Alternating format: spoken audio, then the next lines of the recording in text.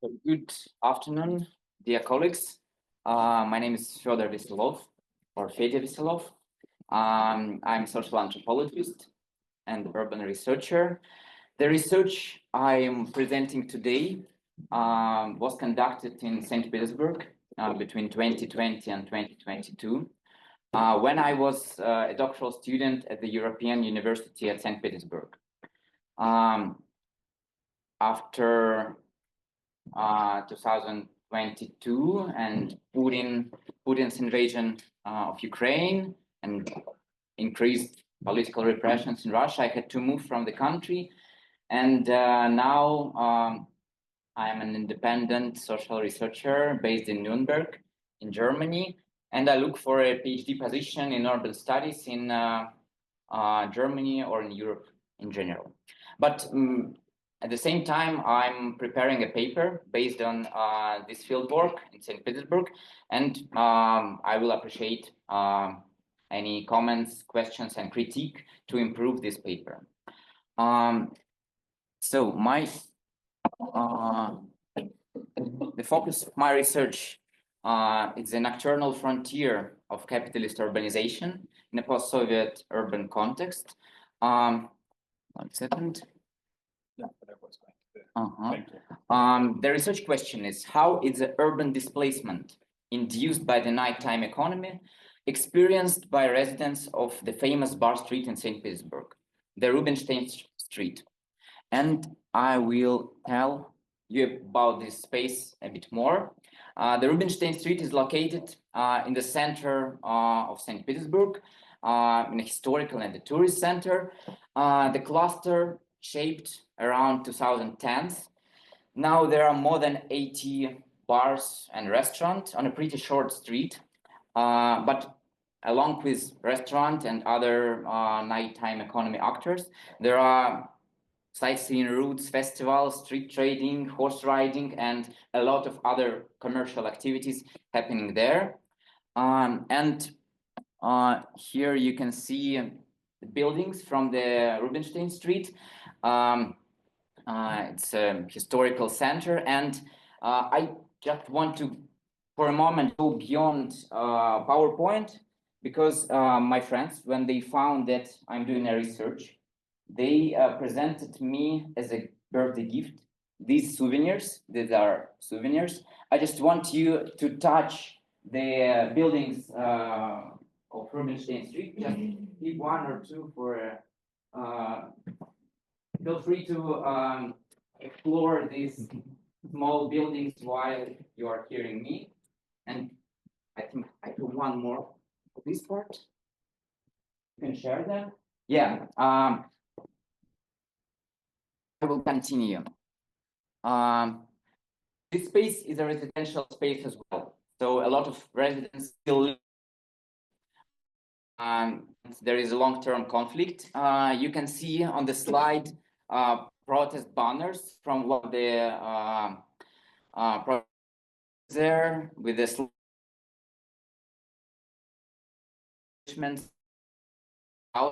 the law is broken here, and I'm exploring this conflict as well.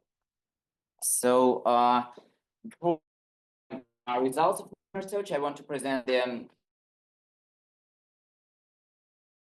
Research at the intersection of three subdisciplines: nighttime economy studies, urban residential displacement research, and Soviet urban context. Since I'm among nightologists, I need to dive deep into these concepts, because you are probably familiar with the concept, the nocturnal frontier, introduced by Miremel, and you know the research of the nighttime economy. I'm in the second or third wave of this research, as described by Phil Hatfield, exposing contradictions of the industry. The main focus of my research is residential displacement in the context of the nighttime economy.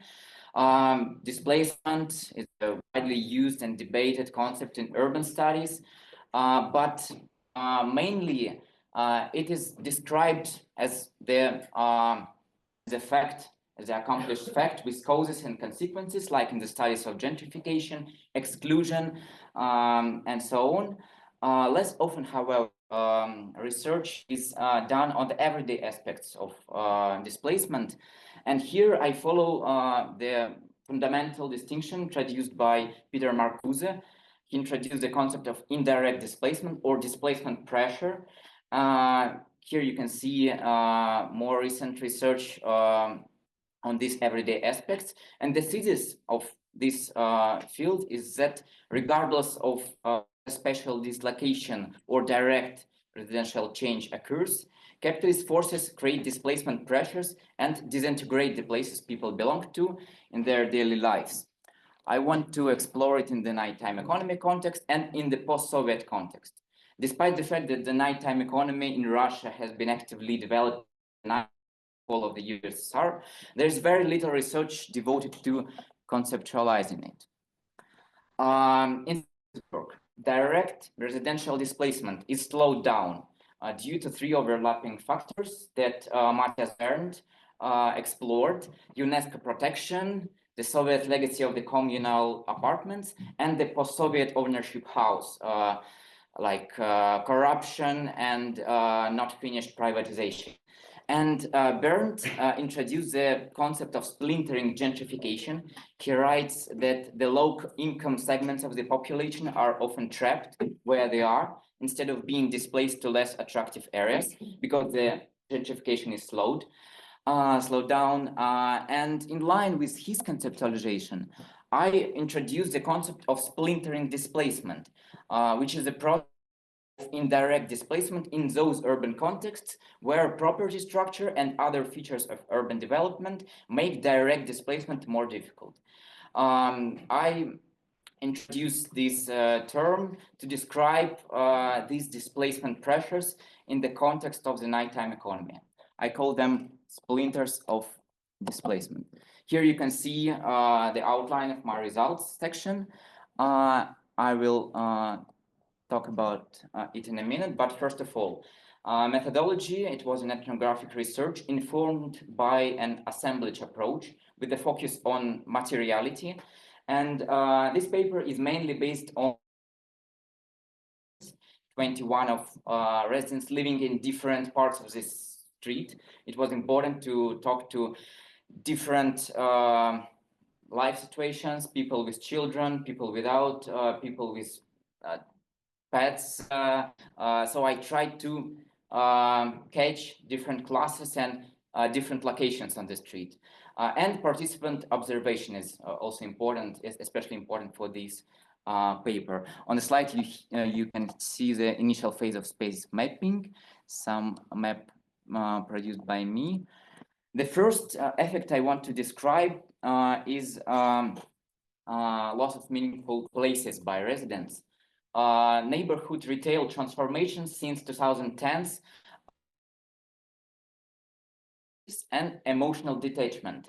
I think this feature is one of the most studied features of the everyday displacement in the field. So the main thesis is that residents don't have normal residential infrastructure like grocery stores, pharmacies, bakeries that were here before the cluster shaping. It was important to mention it. For me, the more important thing is the changed order of interaction in public space. Here I talk about 4 points: physical displacement from public space due to installment of verandas, tables. So the space of the public space of the street is more intense, and sometimes you can't pass by the street because of some street musicians concert or horse riding activities there. So a lot of furniture and a lot of people in the public space. The next feature is what I call hyperesthesia, or intensified commercial communication happening on the street, like colorful lights, advertisements, and of course, staff of the establishments who invite you to their bar. All of these people strive to attract visitors to the bar or to have a ride on a horse, for example, as you see from the slide. The next feature is what I call uncivil attention. In contrast with the concept of Erving Goffman, civil inattention, which is a feature of urban life. People on the bar street have to continually safeguard their personal boundaries, not only from the nighttime economy actors, but from other visitors as well. This creates displacement pressures for residents, especially for women, as you see from the citation on the slide.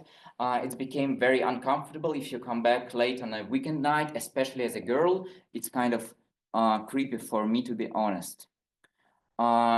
And the final point here, spatial expansion of the nighttime economy into recognized private spaces.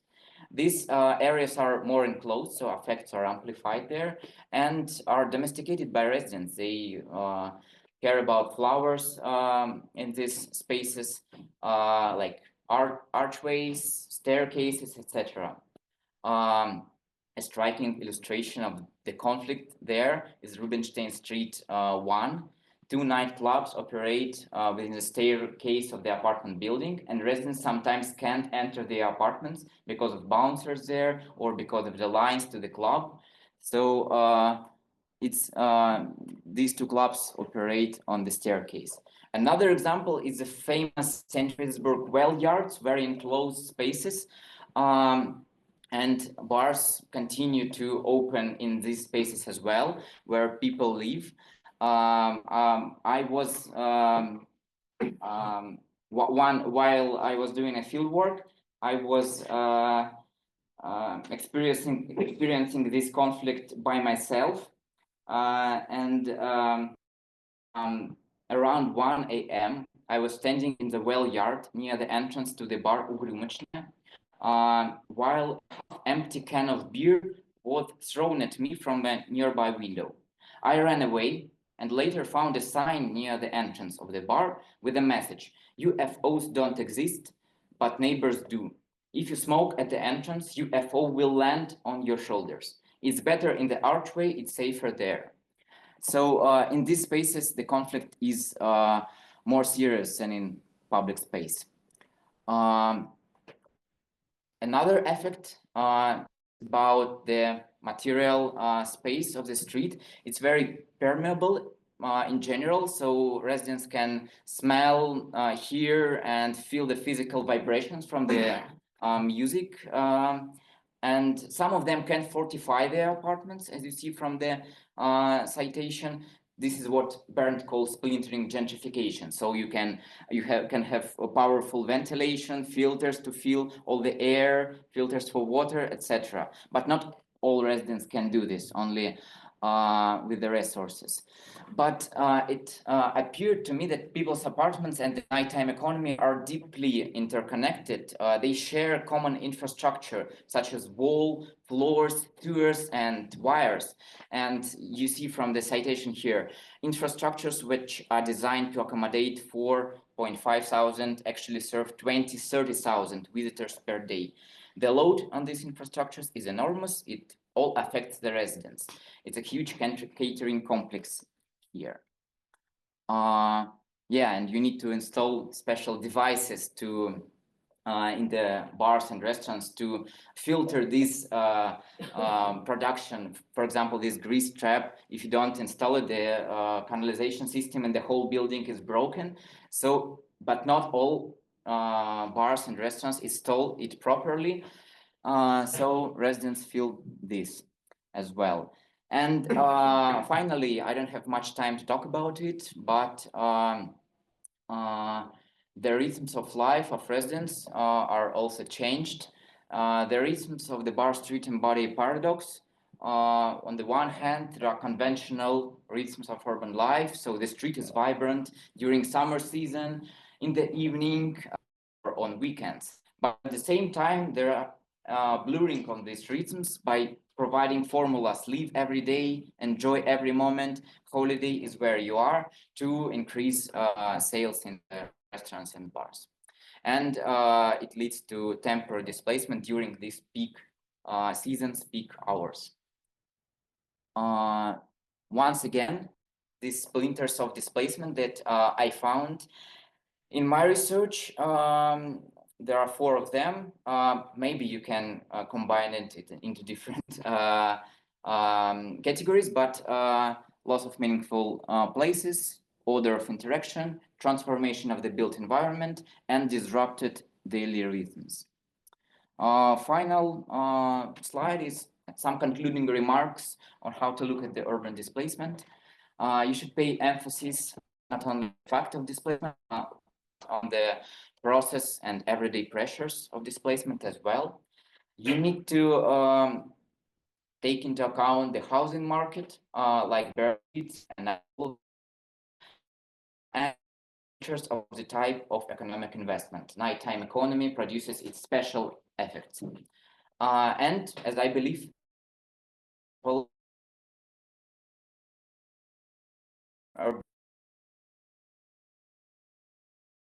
employ methods and be at the method and to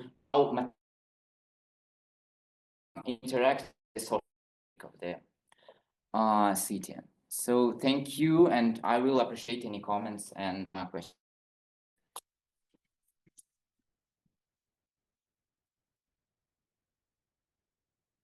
Question will be at the end, right? So it's time for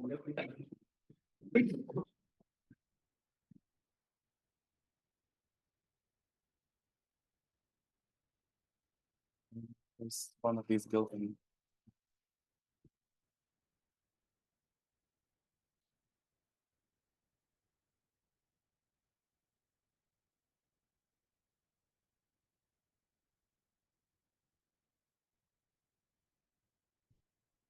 You share it. So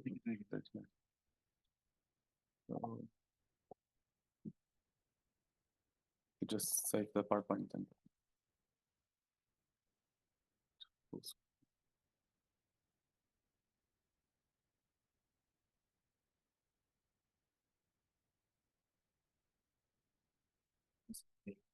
clica ahí, clica, y ahí da todo de tela completo. De nuevo zoom, que espero sean ver.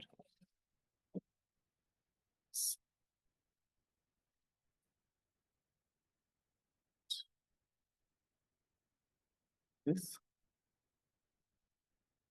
No, ahora. Hello everyone. Thanks for being here. I'm quite excited to this once at Kismif, so I'm sorry that who might see some more. Let's try to do a different focus. At Kismif, I presented more my general PhD topic, which is what you can see on the screen. And for this conference, I chose to focus a bit more on the first chapter that I've been working on. Unfortunately, I cannot show any preliminary data which I had written for the abstract, which was pending ethics approval. I did get the ethics approval. It's a very lengthy process, which I got it basically at the end of September, and I had about a week to try to get some interviews. And although I got some positive responses, the people weren't really allowing me to schedule them.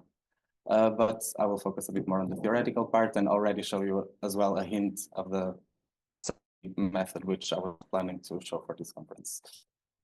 Without further ado, a little bit about the motivation behind my topic. Probably among these like nightologists, that well-being is a very trendy topic, actually often when talking about clubbing. I mean, they don't necessarily say if it's positive or negative, they just, and as you can imagine, one might think, is this physical, mental, emotional? It can be broken down into many different categories. And at the time, during the COVID lockdowns, there were both like skyrocketing, mostly mental health crises. And I was wondering if this could be partly explained by the lack of cultural events, and specifically club culture. This is a really brief history of 2 bullet points.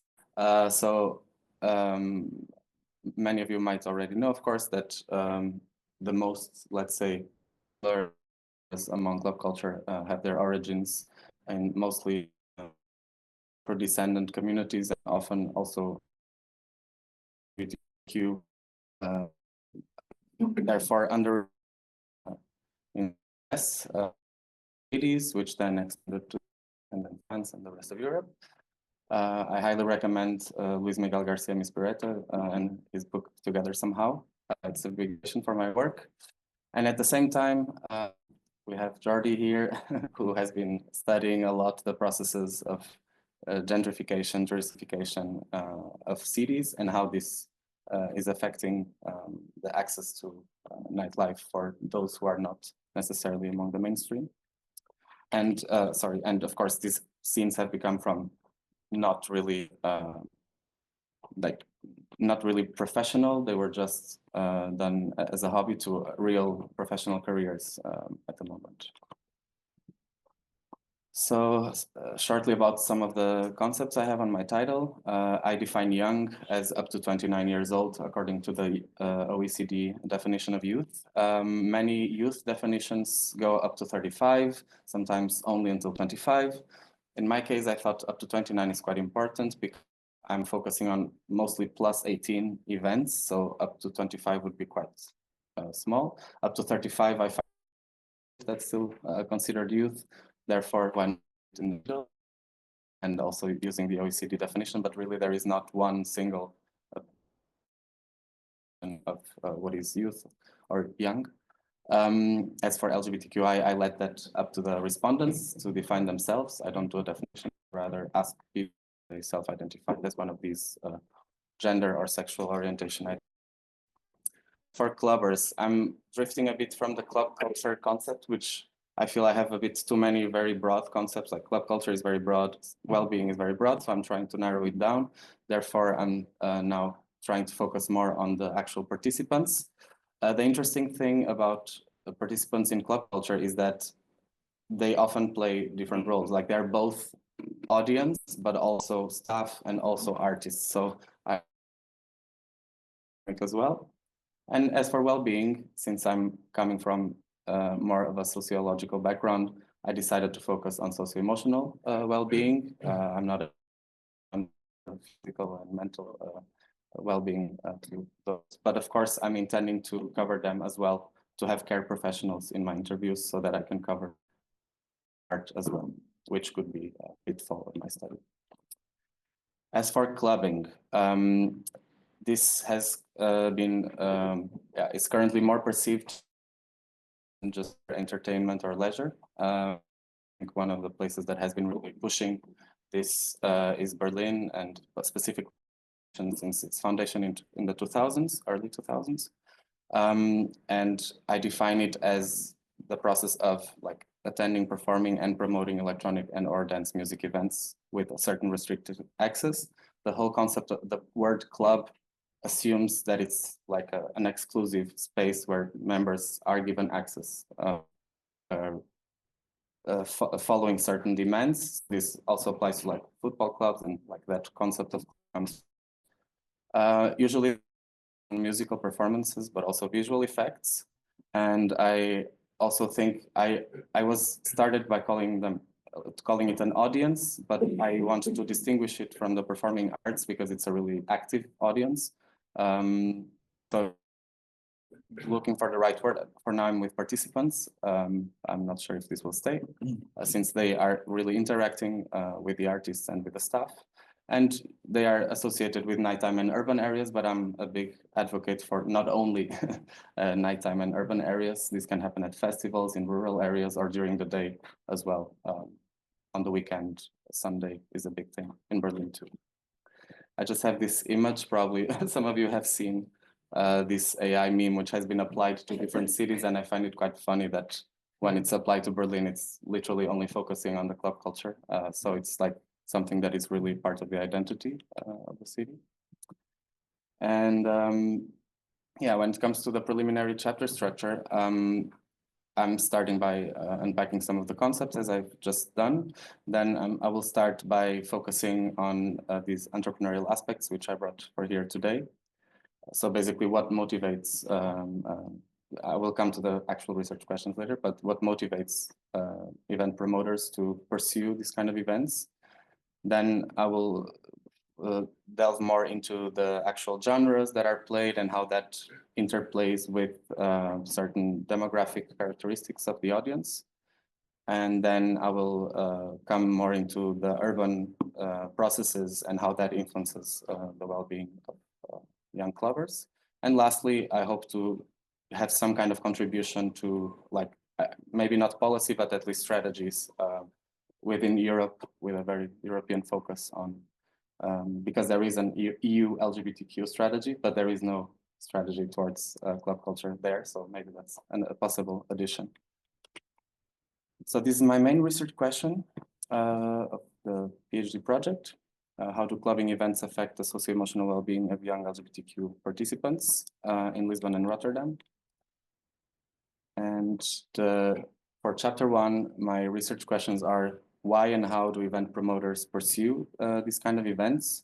And I'm wondering if this is some kind of forced entrepreneurship. This is a concept from cultural economics. Usually, some, like, as I've seen in my master's research with the case of Porto, it was seen that people were starting something because they had the need to, like it didn't exist yet, so they really needed to create it for themselves. Is it just some kind of marketing strategy, also known sometimes as pinkwashing? Are event promoters just feeling like they have to do it because now it's politically correct or because of funding applications? And how do they actually implement potential diversity and inclusion strategies among the different stakeholders, club events?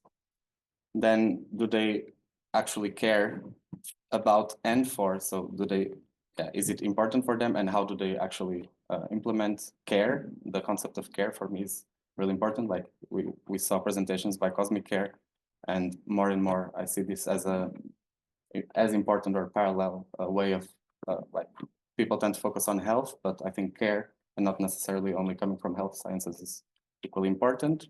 And lastly, how do they evaluate their efforts and learnings over time? So for this, or overall, I'm using mixed methods, and I'm conducting, I hope, up to 50 semi-structured interviews. I will use the data from the interviews for different chapters. So these 50 are not just for the first chapter, but they will have specific questions that are concerning this chapter.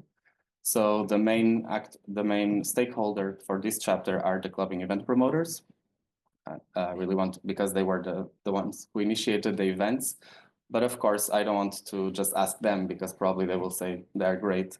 I also want to ask how the other people part of the organization perceive their efforts. So like staff, care professionals, and artists who have had experiences by working closely with them.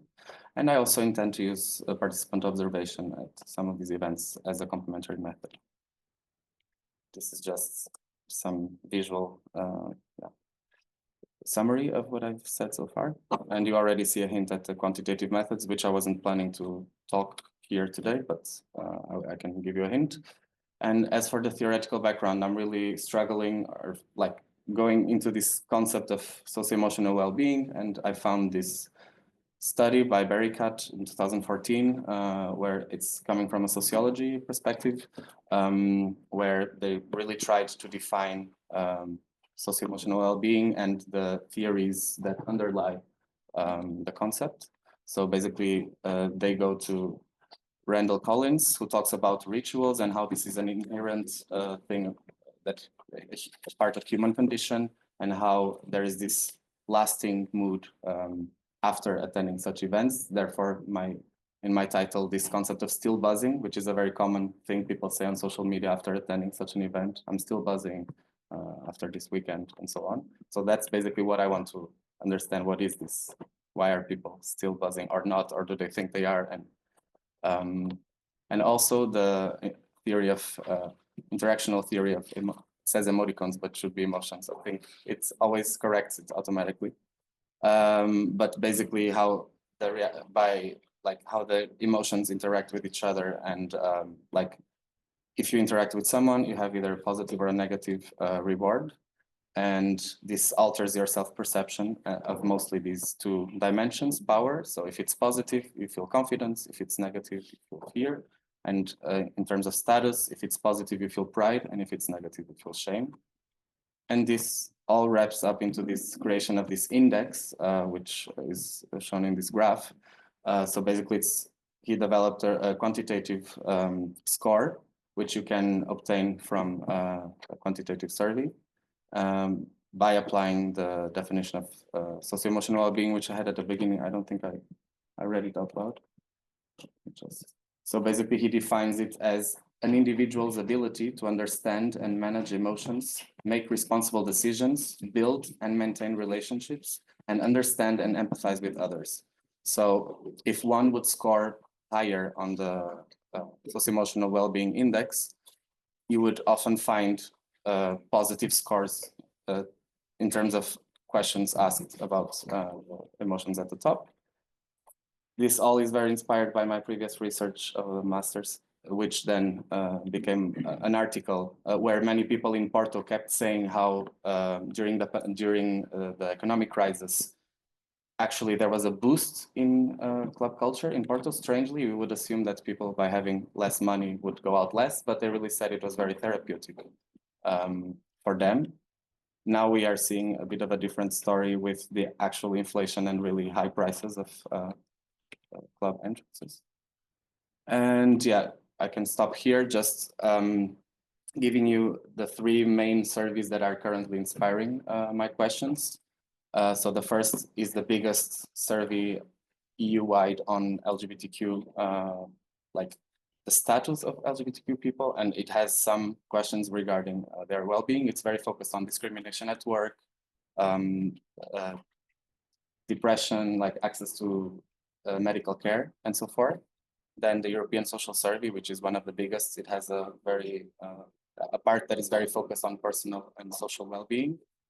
And then lastly, I'm following some of the OECD guidelines on how to measure subjective well-being, such as they say you should use a Likert scale of like 10 points, and like there's basically just really formal, also based on research on how to basically survey these dimensions. I think I don't have more time, so I will just, that's okay. I will, yeah. I have some reference to it.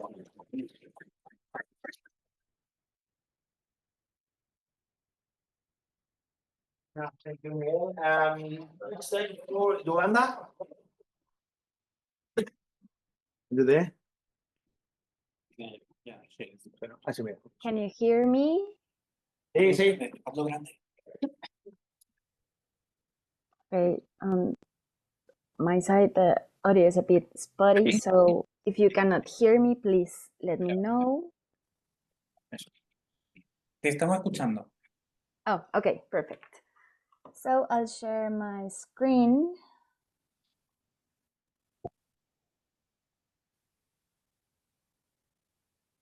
And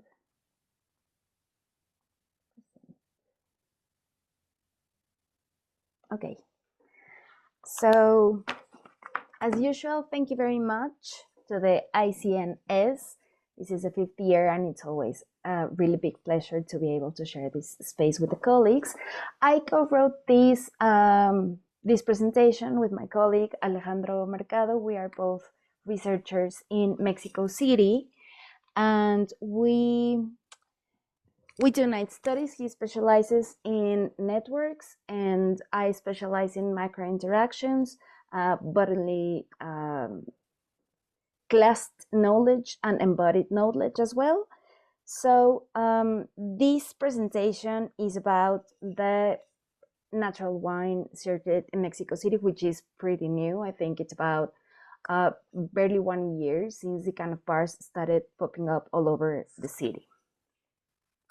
So what happened, of course, in Mexico City, as it happened everywhere, the COVID pandemic changed completely what was going on in the nights. However, I think one of the things that made it very different is that we had a huge influx of foreign either visitors or digital nomads in the thousands. Even the local government made a deal with Airbnb, so they started like a recruiting campaign, so real estate owners would join the platform, and of course this accelerated the process massively.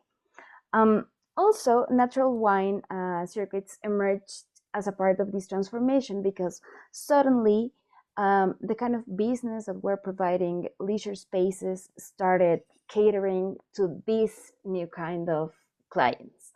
And if you've been in Mexico City, for example, we have this neighborhood called Coyoacán, which is the neighborhood where Frida Kahlo used to live, where she grew up. And it's a huge representation, a performance of what it means to be Mexican, how it looks, how it smells, how it sounds.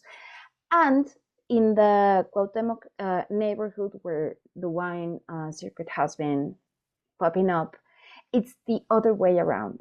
So it has been like a mixture of what the elite, the foreign elite would like, but it also matches up with what the local elite likes, because they have access to traveling, to have these kind of experiences.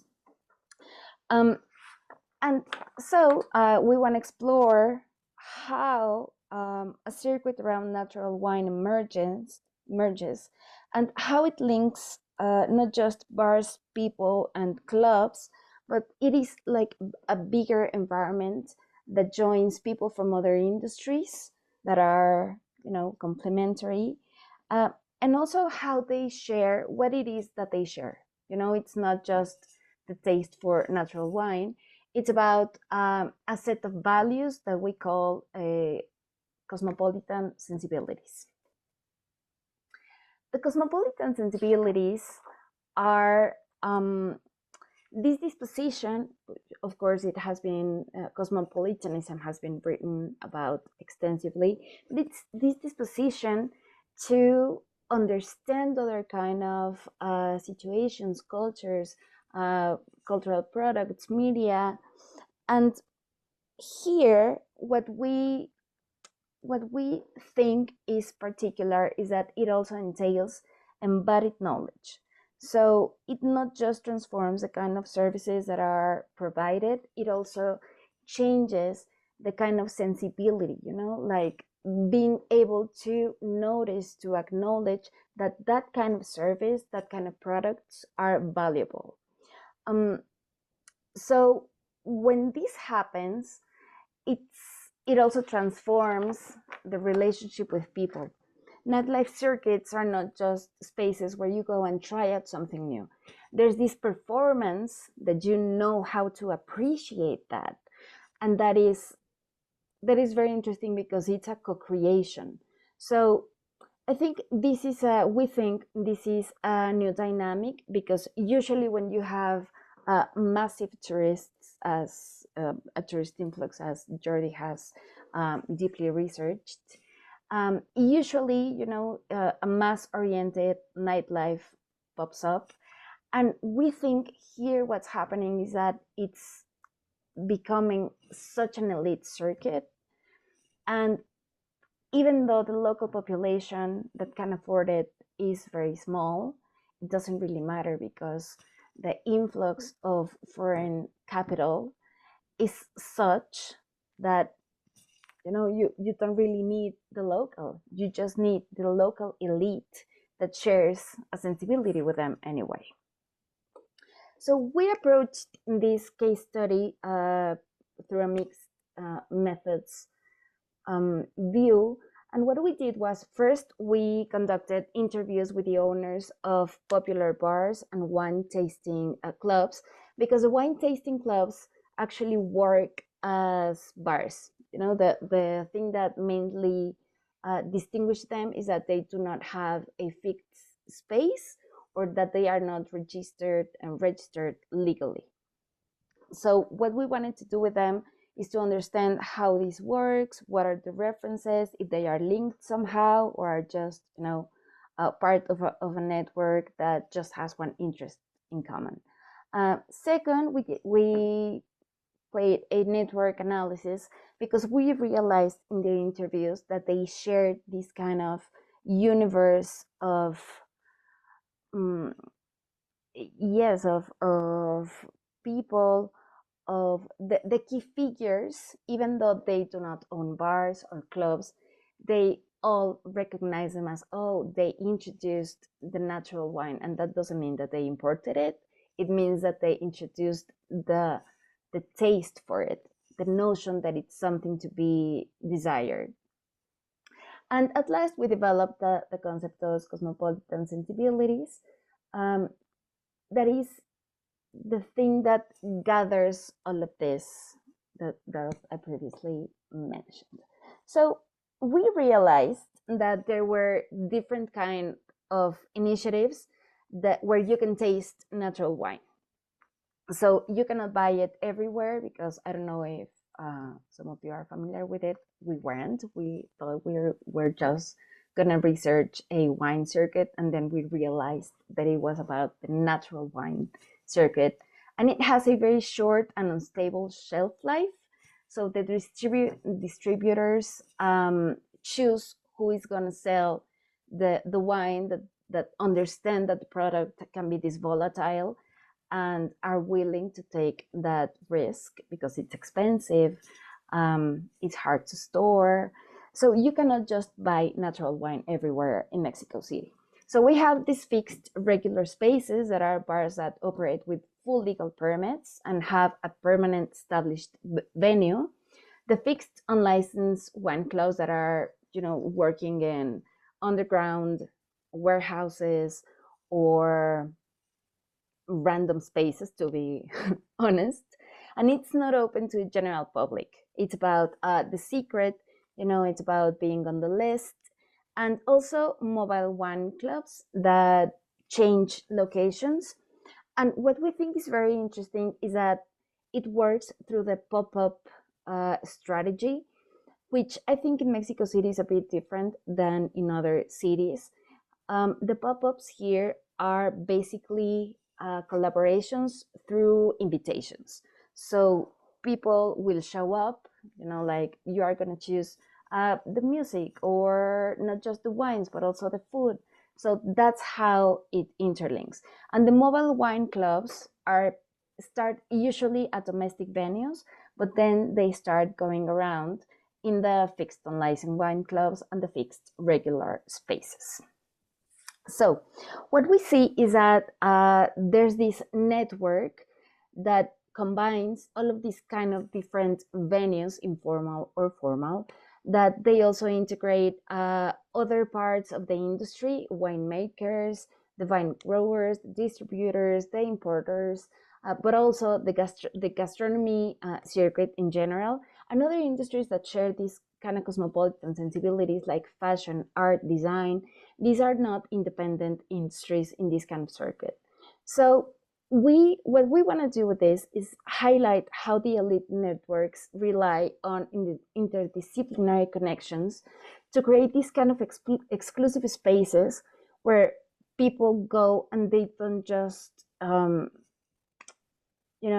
consume wine, but understand what it means and understand also how to appreciate it.